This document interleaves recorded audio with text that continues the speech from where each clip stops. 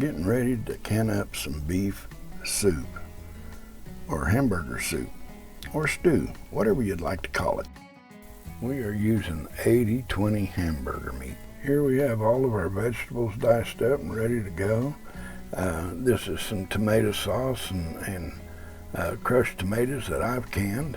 We're going to be using it, and probably take a little more than this. And here's our canner, getting it ready. Well, we have a little olive oil in the bottom. We put some minced garlic in there and some diced onions, and we'll cook them for a bit. And we'll start adding our vegetables. I can tell you right now that garlic and onion smelling good. Now we're going to add them vegetables in there. Right now we have the potatoes and carrots and celery. A little later we'll add a little onion and some peas and green beans.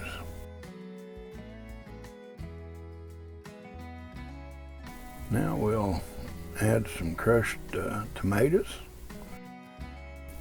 and we'll mix them around a little bit.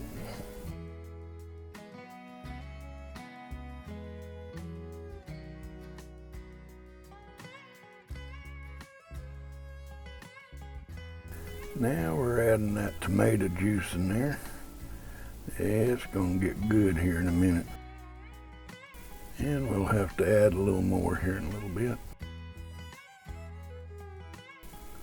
Stir this around, let it all start heating up. It's going to take a bit for this pot to get hot and start simmering, so we'll just kind of work it as we go.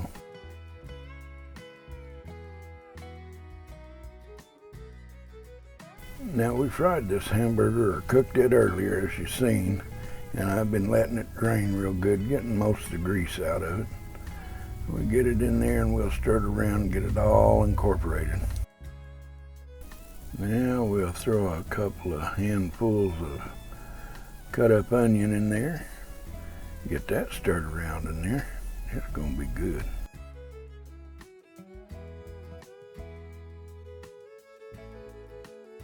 Now canning this is going to make it easy for them cold winter days when it's cold and you're wanting to warm your body up with some good hot food.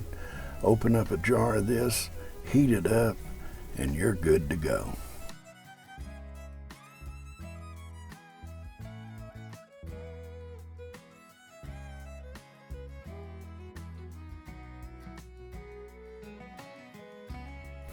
I almost forgot to put my peas and green beans in there. We got them in there. I think this pot's beginning to get full.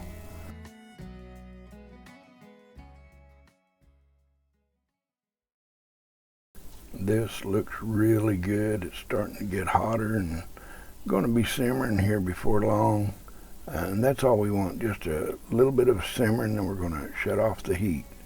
Because we want it hot when we put it in them warm jars or hot jars. And it will finish cooking in the pressure canner. Now you want to make sure you got good clean jars. Wash them with good warm soapy water, rinse them well, and then I place them in my canner. I got about 3 inches of water in my canner, and I'll place them in there with a little water inside of them to hold them down, to keep them from floating a little bit. But that's going to keep them hot for this process right here when you're putting hot goods into a hot jar. Don't ever put anything cold to hot. It'll bust your jars. Now these are quart jars, and I'm going to be processing them for 90 minutes at 10 pounds of pressure. Now 10 pounds of pressure is what it calls for my altitude here. Now you want to leave a 1-inch headspace on these jars, 1 inch from the top. Whether you're canning a recipe from a friend or one you gotten off of the internet, always check with the National Center for Home Food Preservation for the correct pressures and time to process these recipes and the ingredients. I always double check.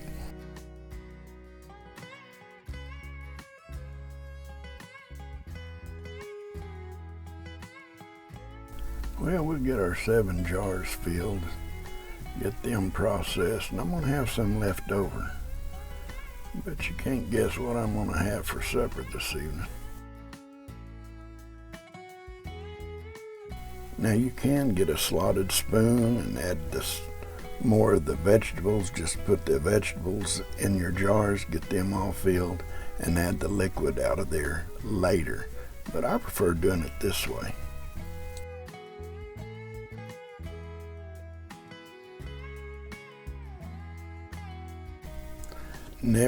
Just remember never to put cold liquids into a hot jar or put hot liquids into a cold jar.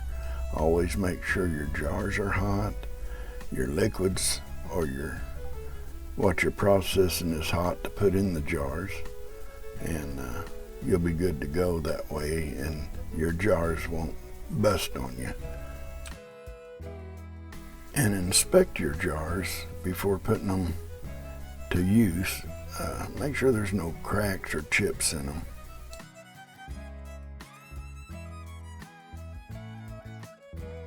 Okay, we got our jars filled, and this is a debubbler. You just kind of mix it around in there, or push it up and down to make sure you get all the bubbles out. And sometimes it gives you more room to put some more of your product in there. And if you have to top it off, go ahead. Just make sure you got a 1-inch headspace. Now I always take a paper towel with vinegar and clean the rim of the jar. This will help the lid seal.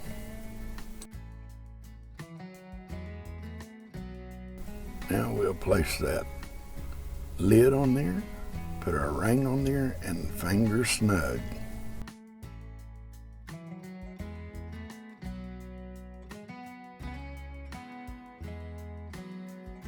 We'll finish cleaning the rims of these jars and putting the lids on and the rings on, and then we'll start placing them in the canner.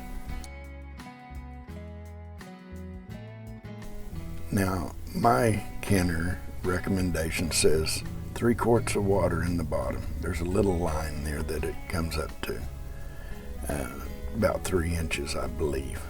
But go by what your canner recommends. We have our 7 quarts in. We'll place our lid on the canner, line up the arrow, and lock it in. Now turn your heat to medium high. When the steam starts coming out, you want to let it vent for 10 minutes. Set your timer. After it vents, place your weight on there and let it come up to 10 pounds. When it gets to 10 pounds, the weight will start rocking, and you know you made it to 10 pounds. Now I'm using the weighted gauge. This weighted gauge is one that's adjustable. It's 5, 10, and 15 pounds. I have it set to 10 pounds right now. And now you see it rocking. That means we're up to 10 pounds or really close to it. It'll start rocking a little better. And once it gets to rocking, then adjust your heat back. But don't ever let it stop. If it stops rocking, you'll have to start your timing all over. Once you get it set, hit your timer for 1 hour and 30 minutes, which is 90 minutes total. Now that hour and a half went by pretty quick.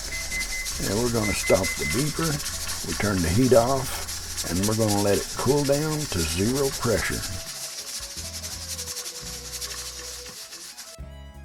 After it's went to 0, we usually let it set for 10 minutes and then remove the lid. Now twist the lid and lift it up away from you. You don't want the steam coming up in your face. These canners are hot. Remember, they've reached a temperature of up to 240 to 250 degrees. Look at that. Now right there is some goodness. Hey, just reach up in the pantry, get a jar down, heat it up, and you got your meal. We get these jars out here, and we're going to set them over here on a towel on the cabinet. And there they'll cool for 12 to 15 hours. Now check your jars after they cool to make sure they seal. If you can't push them down on top, pretty much they've sealed. When they seal, remove the rings off of them when you put them in the pantry. If you had any that didn't seal, go ahead and put it in the refrigerator and you can eat it right away.